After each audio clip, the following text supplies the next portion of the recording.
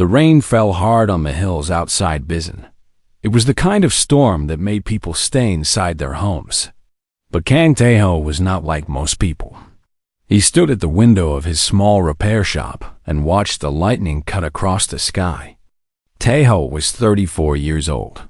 He had once been an engineer at a big company, but machines had taken his job 3 years ago. Now he fixed old cars and motorcycles in a shop that his father had left him. It was not much, but it was honest work. He was about to close the shutters when he saw it. A streak of orange light fell from the clouds. It was not lightning. It moved too slow and left a trail of smoke behind it. The light crashed somewhere in the hills, maybe 2 kilometers away. Tae-ho grabbed his jacket and his flashlight. His mind told him to stay inside. His heart told him to go. Someone might need help. The rain soaked him as he climbed the muddy path. The wind pushed against him like it was trying to make him turn back. But he kept walking. After 20 minutes, he found it. It was not a plane. It was not a satellite. It was something he had never seen before. The object was about the size of a small bus. It was shaped like a teardrop and made of a metal that seemed to glow from inside. Strange symbols covered its surface. Smoke rose from a large crack on one side. Tae-ho felt his heart beat fast. He had heard stories about aliens. Everyone had. The government said they were real, but that they never came to Earth. Earth was too primitive for them. They only watched from far away. But this was no story. This was real. He walked closer. The metal was warm under his hand. He found what looked like a door. It was open just a little. He pulled it wider and pointed his flashlight inside. That was when he saw her. She was lying on the floor of the craft. She looked almost human, but not quite.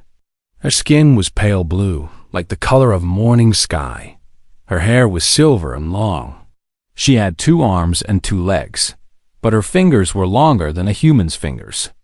She wore a simple gray robe that was now torn and stained with something dark.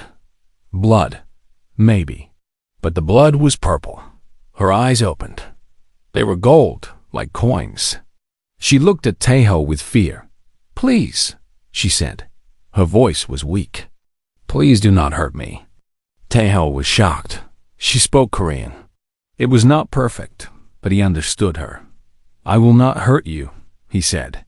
He knelt beside her. "You are injured. I want to help." The alien woman studied his face. She seemed to be searching for something. Trust, perhaps. After a long moment, she nodded. "My name is Vila," she said. "I have traveled very far. Bad people are looking for me. I cannot contact my people. My communication device is broken." Tae-ho looked around the craft. Everything inside was damaged. Screens were cracked. Wires hung from the ceiling.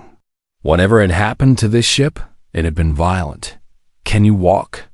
"Yes." Vila tried to sit up. She cried out in pain and fell back. There was a deep wound on her side. The purple blood was still flowing. "I will carry you," Tae-ho said. "No," Vila said. "If your people find me, they will take me. They will study me. I have seen what primitive worlds do to visitors. Please, just leave me here." Tae-ho shook his head. "I am not going to leave you here to die." He took off his jacket and wrapped it around her. Then he lifted her carefully. She was lighter than he expected. He began the long walk back to his shop. The rain kept falling. Vila drifted in and out of sleep.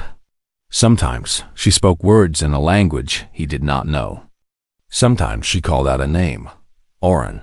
She said it many times. Oren. When they reached the shop, Tae-ho laid her on his bed. He looked at her wound and knew he was not a doctor. He did not know how to help an alien. But he had to try. He cleaned the wound with water and alcohol. Vela screamed but did not push him away. He wrapped it with clean cloth.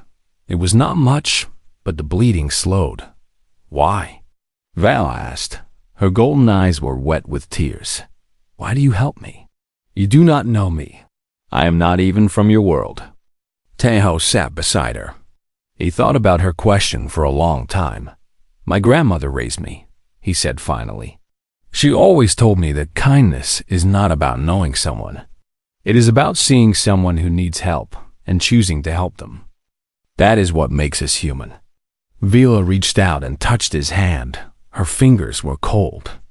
Your grandmother was wise, she said. Among my people, we have a saying. The universe remembers every act of kindness. It keeps a record. One day, it pays back what is owed. Teho smiled. We have a similar saying. But in my experience, good deeds usually go unrewarded. I do not help people for rewards. I help because it is right. Vila closed her eyes. Then you are rare, Kang Teho. In all my travels across 1,000 stars, I have met very few like you. Outside, the storm continued. The wind howled and the rain fell. But inside the small repair shop, an injured alien slept peacefully for the first time in weeks. And the lonely human sat beside her, watching over her, not knowing that his simple act of kindness would soon change everything. Not just for him, not just for Earth, but for the entire galaxy. 3 weeks passed. 3 weeks that changed everything for Kang Te-Ho. Vila was getting stronger, but slowly. Her wound needed medicine that did not exist on Earth. Human medicine did not work well on her alien body. Some drugs helped a little. Others made her sicker. Teho had to find another way. He heard about a black market and so people there sold things that the government did not want normal citizens to have. Technology from crashed alien ships. Medical supplies designed for non-human bodies. It was illegal and dangerous. But Teho did not have a choice. The trip cost him all his savings. The medicine cost even more. He sold his television. He sold his computer. He sold the tools his father had given him. Everything he owned became money for Vila's treatment. But the problems did not stop there. One morning, men in black suits came to his shop. They were from the National Intelligence Service. They showed him pictures from satellites, strange energy readings from his area. They asked questions. Where did the readings come from? Was he hiding something? Teho lied. He told them his shop had old equipment. Maybe it caused the readings. The men did not believe him. They searched his shop, but found nothing. Vala had hidden herself in a secret space under the floor. After they left, the government closed his shop. They said he needed new permits, new inspections. It would take months, maybe years. His business was gone. Then Sua left him. Yoon Sua had been his fiancée for 2 years. She was beautiful and smart. She worked at a bank in the city. She had dreams of a big house and a comfortable life. Ho had loved her. He thought she loved him too. But when she came to visit and found him caring for an alien, everything changed. You have lost your mind, she said. Her face was pale with fear. This thing could be dangerous. It could be carrying diseases. The government is looking for it. If they find it here, they will arrest you. They will arrest me. She is not a thing, Teho said. Her name is Vila. She is hurt and alone. I cannot throw her out. You have given away all your money, Sua said. Her voice was getting louder. Your shop is closed. You have nothing left. And you still want to help this creature? Teho looked at her for a long moment. Yes, he said simply. I do. Double quotes. Su took off her engagement ring. She put it on the table. Then you can help her alone, she said. I am done. She walked out the door and did not look back. Teho watched her go. He felt his heart break. But he did not run after her. He could not abandon Vila. He would not. That night, things got even worse. 2 men came to the shop. They were not government agents. They were criminals. Word had spread that Teho was hiding something valuable. They wanted it. "Give us the alien," one of them said. He held a knife. "We know it is here. Collectors will pay millions for a living alien. Give it to us, and we will let you live." Tejo stood between them and the door to his room. Vela was inside, too weak to move. "There is no alien here," he said. "You heard wrong." The man with the knife smiled. It was not a nice smile. "We can do this the easy way or the hard way," he said. "Your choice." Tejo did not move. The men attacked. He was not a fighter. He had never been in a real fight before, but he fought anyway. He took a pipe from the floor and swung it. He hit one man in the arm. The other man cut him with the knife. Pain exploded in his shoulder, but Tejo did not stop. He kept fighting. He was fighting for Vila, for a stranger from the stars who had no one else. The fight was short and brutal.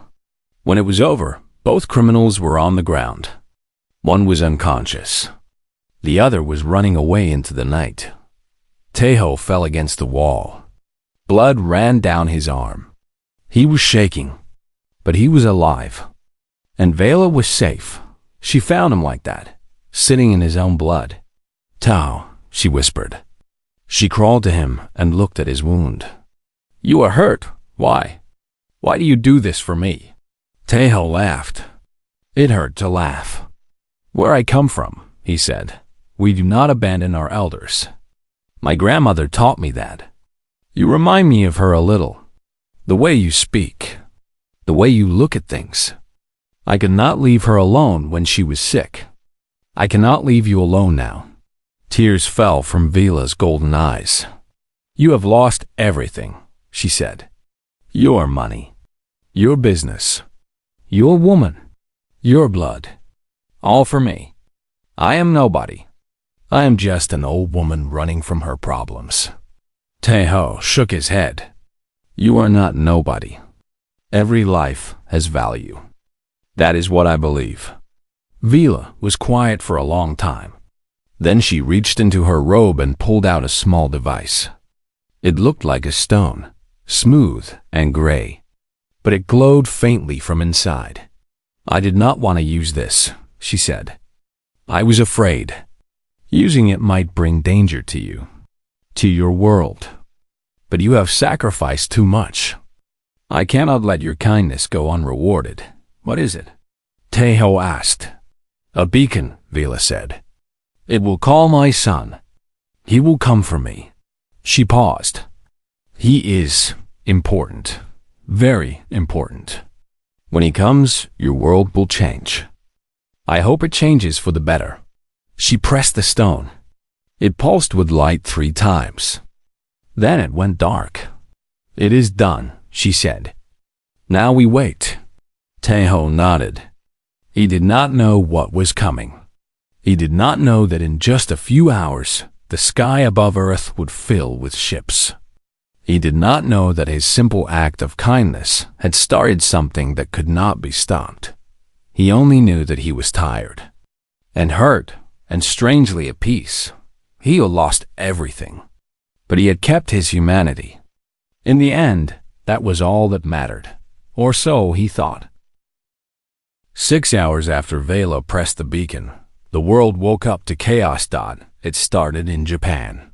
Radar stations detected something large entering Earth's atmosphere. Then Korea saw it too. Then China. Then Russia. Within minutes, every country with satellites was watching the sky. Ships, massive ships. Hundreds of them. They did not fall like meteors.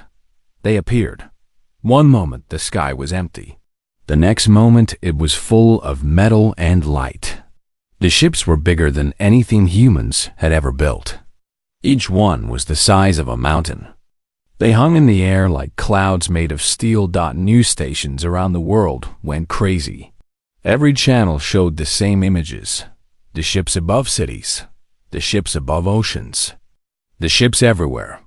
"This is not a drill," news anchors said with shaking voices. "We are being visited by an alien fleet. The government is asking everyone to stay calm." But no one was calm. People ran through the streets. Some prayed, some screamed. Some just stood and looked up at the sky with their mouths open. Humanity had always wondered if they were alone in the universe. Now they had their answer. They were not alone. And the visitors had arrived with an army. In Bizen. Kang Tai-ho watched through his window. His shoulder still hurt from the knife wound, but he barely felt the pain. He was too shocked by what he saw. They came, he whispered. Vila stood beside him. Her golden eyes reflected the ships in the sky. She did not look scared. She looked relieved. Yes, she said. He came. Your son? Taeho asked. Vila nodded. My son. On television, world leaders were trying to make contact with the ships. The President of the United States spoke on every channel. The leaders of China and Russia made announcements. Everyone was asking the same thing. What do you want? Are you here in peace? The ships did not answer. Then, one ship moved. It was smaller than the others. Still huge by human standards. But compared to the mountain-sized vessels, it was like a bird among whales. It separated from the main fleet and began to descend. It was heading toward Korea, toward Bizen. Taeho felt his blood go cold. It is coming here, he said. The ship is coming here, to us. Vila put her hand on his arm. Do not be afraid, she said. My son will not hurt you. I promise. But Taeho was afraid, not of death. He was afraid of what his actions had brought to Earth. He had saved one old alien woman. Now the entire planet was surrounded by warships. The small ship landed in the field behind his shop. The ground shook. Windows cracked. Car alarms screamed all over the neighborhood. People who had come outside to watch now ran inside to hide. When the ship touched the ground, a door opened. Light poured out, bright and golden. Figures emerged. Soldiers. They wore armor that looked like liquid metal. They carried weapons that hummed with energy. They moved in perfect formation, surrounding Taeho's shop in seconds. Then he came. He was tall, very tall, almost 3 meters. His skin was the same pale blue as Vela's, but darker, like the deep ocean. His eyes were gold, but they burned with power. He wore a uniform covered in symbols and medals. He moved like a predator, like something that had never known fear. Behind him walked advisors and guards, but they all seemed small next to him, less important. Everyone could feel it. This being was not just a soldier. He was a leader, a king. He was Orin, supreme arbiter of the Galactic Confederation, commander of 200 star systems, the most powerful being within 1,000 light years, and he was looking directly at Taeho. Taeho stepped outside. His legs felt weak. His heart pounded in his chest. Every part of him screamed to run away. But he did not run. He stood in front of his door, blocking the way. He did not know why. Maybe he wanted to protect Vila until the last moment. Maybe he was just too tired to run. Whatever the reason, he stood his ground. Orin stopped in front of him. Up close, he was even more terrifying. His presence pushed against Taeho like a physical weight, like standing next to a star. Human, Orin said. His voice was deep and cold. It echoed across the field. You are in my way. Taeho swallowed hard. I know, he said. Do you know who I am? Not really, Taeho admitted. But I know you are here for Vila. She is inside. She is still weak. Orin's eyes narrowed. You speak her name. You know my mother. I have been taking care of her, Taeho said. For 3 weeks. She was hurt when I found her. I did my best to help. For a long moment, Orin just stared at him. His face showed nothing. No anger. No gratitude. Nothing. Then, behind Taeho, the door opened. Orin, Bella said that the change in Orin was immediate. His cold expression cracked. Something soft appeared in his golden eyes. Something human. He pushed past Taeho gently and went to his mother. Mother, he said. His voice was different now. Not cold, not commanding. Just the voice of a son who had been looking for his mother for 3 long years. He took her in his arms. He held her like she was made of glass. And for the first time, the mighty arbiter of the galaxy did not look like a god. He looked like a boy. Around the world, cameras captured everything. Billions of people watched. They did not understand what was happening. They did not know who this alien leader was or why he was hugging an old woman outside a repair shop in Bazan. But they could see his tears. They could see his relief. And somehow, that made him less frightening. The invasion, it seemed, was not an invasion at all, Don. It was a son coming home to his mother. The reunion between mother and son lasted only a few moments. Then Oren's face changed again. The softness disappeared. The cold power returned. He turned to look at Tejo. "You," Oren said. "Explain yourself." Tejo did not know what to say. He was just a mechanic, a failed engineer. He had no words prepared for meeting the leader of 200 star systems. "I found your mother in the hills," he said. "Her ship had crashed. She was hurt. I brought her here and tried to help." "Why?" Oren asked. The question was sharp, like a blade. "Because she needed help," Tejo said simply. Oren stepped closer. He looked down at Tejo like he was studying an insect. Behind him, his guards raised their weapons slightly. The situation felt dangerous. "You expect me to believe that a primitive human helped my mother out of pure kindness?" Oren said, "With no expectation of reward? No hidden purpose?" Before Tejo could answer, Vela spoke. "Enough, my son." Her voice was not loud, but it carried weight. Oren turned to her. "Mother, I must know the truth. You vanished for 3 years. I searched 1,000 worlds. I thought you were dead. And now I find you on a primitive planet, in the home of a primitive being, and I'm supposed to trust him?" "Yes," Vela said. "You are." She walked forward slowly. Her body was still weak, but her spirit was strong. She took Oren's hand in both of hers. "Let me tell you what this man did for me," she said. "He found me dying in the wreckage of my ship. He could have left me there. He could have called his authorities and turned me over for study. Instead, he carried me through the rain to his home." Oren listened. His face was still hard, but he did not interrupt. "His people do not have medicine for our kind," Vela continued. "So he traveled to dangerous places to find what I needed. He spent all his money. He sold everything he owned. When his government came looking for me, he lied to protect me. They closed his business. They ruined his life. And still he did not give me up." Tejo felt strange hearing his actions described this way. He had never thought of himself as brave or noble. He had just done what felt right. "His woman left him because of me," Vela said. "Criminals came to steal me. He fought them alone. Look at him, Oren. Look at the wound on his shoulder. That is his blood. Spilled for me." Oren looked at the bandage on Tejo's shoulder. His expression changed slightly. The suspicion faded. "He lost everything," Vela said. "His money, his work, his love, his safety, everything. And when I asked him why, do you know what he told me?" "What did he say?" Oren asked quietly. Vela smiled. Her golden eyes were wet with tears. "He said that where he comes from, they do not abandon their elders. He said every life has value.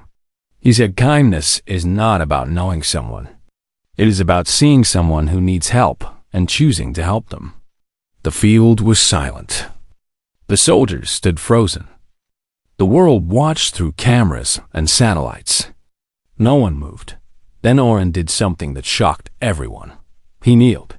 The supreme arbiter of the Galactic Confederation, commander of the greatest fleet in the known galaxy, kneeled before a simple human mechanic. His guards looked at each other in confusion. This had never happened before.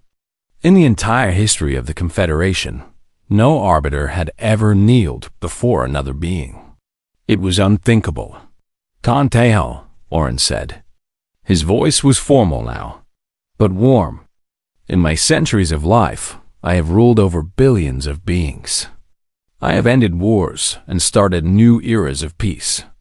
I have seen courage and cowardice, wisdom and foolishness, across more worlds than you can imagine. Teho did not know what to do. He stood there, still and quiet.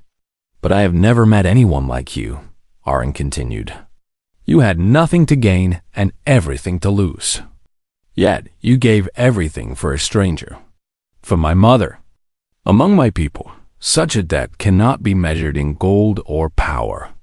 It can only be answered with honor. Oren stood. He removed something from his chest. It was a medal, a symbol made of strange metal that glowed with soft light. I name you friend of the Velen Dominion, Oren said. He placed the medal in Teho's hand. This title has been given only 6 times in our history. It marks you as someone worthy of eternal respect. From this day forward, every world under my rule will know your name.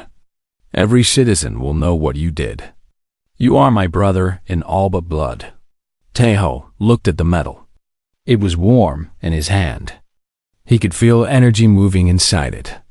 He could not understand its true value, but he could see from the faces of the aliens around him that it was important beyond words. I did not do this for reward, he said. I know, Oren said. That is exactly why you deserve one. Behind them, cameras broadcast everything. News stations around the world showed the alien leader kneeling. They showed the medal being given. They did not understand the words being spoken, but they understood the meaning. This human had done something extraordinary, something that earned the respect of the most powerful being in the galaxy. And that meant something. For all of humanity, it meant that they were not just primitive creatures on a small rock. They were capable of greatness, of kindness, of honor. Oren turned to face the sky. He raised his hand. On his wrist, a device glowed. He spoke words in his own language. And across the world, the giant ships began to move. Do not be afraid, Oren said to the cameras, to everyone watching. We did not come here for war. We came here for my mother. But now that I have seen what humans are capable of, I have decided something. He looked at Teho one more time. Your world will no longer be alone, he said. It is time for humanity to take its place among the stars. The world held its breath. Everything was about to change. 6 months passed. The world was different now. It started with Oren's announcement. Earth was no longer classified as a primitive observation world. Humanity was invited to join the Galactic Confederation. Full membership. Full access to technology, trade, and knowledge that humans had only dreamed of. Not everyone was happy at first. Some governments wanted to fight. Some religious leaders called the aliens demons. Some people hid in bunkers and waited for the end of the world. Change is always scary, especially change this big. But slowly, people began to accept it. Alien ambassadors came to Earth. They walked through cities. They talked to ordinary people. They showed that they were not monsters. They were just beings from other worlds. Different, but not dangerous. The reason for all of this? One human. One act of kindness. Oren made sure everyone knew the story. He told it to the leaders of every nation. He broadcast it across the Confederation. The story of Kang Teho, the mechanic who saved an alien elder with nothing but compassion and courage. We have studied your species for centuries, Oren told the United Nations. We saw your wars, your cruelty, your greed. We thought you were too primitive, too violent, too selfish. But Teho showed us something different. He showed us that humanity is capable of great kindness, that you can love strangers as much as family, This is rare. This is precious. This is why you deserve a place among the stars. As for Taeho himself, his life changed completely. His repair shop was rebuilt, but not with human materials. Confederation engineers helped design it. They used alien metal and technology. The shop became famous. People came from all over the world just to see it, just to meet the man who had changed history. Oren also gave him money. A lot of money. More than Taeho could ever spend. But Taeho did not keep it all. He gave most of it away. He built a hospital in Bazan that treated anyone for free. He started a school for orphans. He helped families who had lost their homes. I did not save Vela to become rich, he told reporters. I did it because it was right. If I keep this wealth for myself, what kind of person does that make me? People called him a hero, a saint. Some even called him foolish for giving away so much. But Taeho did not care what people called him. He just wanted to be a good person. One day, Yoon-sua came back. She appeared in his new shop with flowers and tears. She said she was sorry. She said she had made a terrible mistake. She said she still loved him and wanted another chance. Taeho looked at her for a long time. He remembered the night she left. The ring on the table. The door closing behind her. He had loved her once. Maybe part of him still did, but he was not the same man anymore. I forgive you, he said gently, but I cannot go back to how things were. We both changed. You need to find someone who loves the person you are now, and I need to find my own path. Su-ah cried. She begged, but Taeho was firm. He wished her well and watched her leave. It hurt, but it was the right thing to do. A week later, Oren came to him with an offer. The Confederation needs an ambassador from Earth, Oren said. Someone to represent humanity to the galaxy. Someone who shows the best of your species. I can think of no one better than you. Taeho was shocked. Me? I am just a mechanic. I do not know anything about politics or diplomacy. That is exactly why you are perfect, Oren said with a rare smile. Politicians lie. Diplomats play games. You just tell the truth and do what is right. The galaxy needs more beings like you. Taeho thought about it for 3 days. He walked through the streets of Bizan. He visited his grandmother's grave and spoke to her like she could still hear him. He looked at the stars at night and wondered what was out there. Finally, he made his decision. I will do it, he told Oren. But first, I have one last repair job to finish. A promise I made to an old customer. I will not break my word. Oren laughed. A real laugh, warm and surprised. Even now, he said, you put others first. Humanity is lucky to have you. The day Taeho left Earth, millions of people came to watch. They lined the streets of Bison. They cheered. They cried. They waved signs with his name. He was their hero, their representative. Their hope. Vela was waiting for him on the ship. She was healthy now, strong.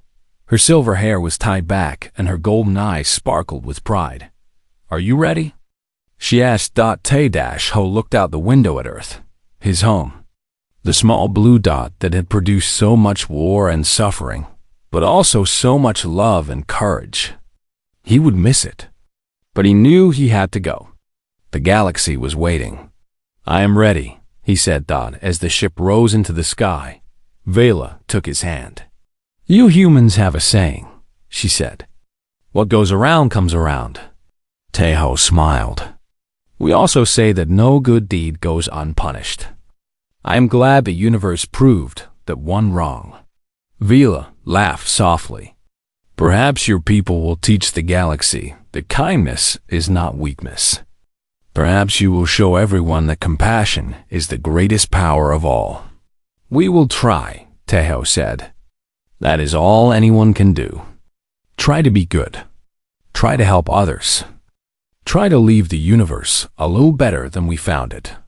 The ship entered the darkness of space. Stars surrounded them like diamonds on black cloth. Somewhere out there were worlds Taeho had never seen, beings he had never met, adventures he could not imagine, but he was not afraid. He had lost everything once. He had given away everything he had for a stranger. And in return, he had gained something greater, a purpose, a family, a future. And humanity had gained something too. A seat at the table of the stars. A chance to prove that they were more than their worst moments. A chance to show the galaxy what they were truly capable of. All because one man, on one stormy night, chose kindness over fear. All because he refused to look away from someone who needed help. That is the power of humanity. That is why, among all the species in the galaxy, humans might just be the most remarkable of all. Not because of their technology, not because of their strength, but because of their hearts.